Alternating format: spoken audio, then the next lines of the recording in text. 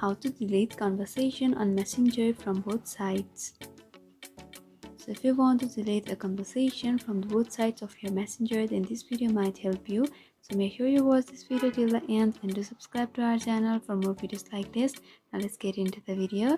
So right now I'm at the section of Messenger from where you'll be able to see the chat with your friends. First thing is you need to open up to the chat on a conversation of the person in which you want to make the change. And right now I'm in this section. Now I have sent a message. So if you want to delete the certain message, so if you want to delete it, then you have to select the message which you want to delete. And once you decide that you want to delete it from the both side, then you have to press and hold over the message, and you'll be able to see the more option. Just tap over more, and here is the remove. Just tap over remove.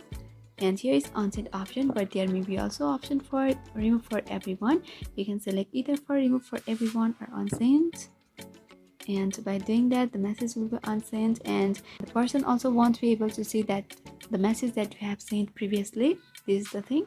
So this is how easily you can delete the conversation from both sides and Messenger. I hope this video was helpful. If you still have got some queries, then you can mention down below in the comment section. Thanks for watching.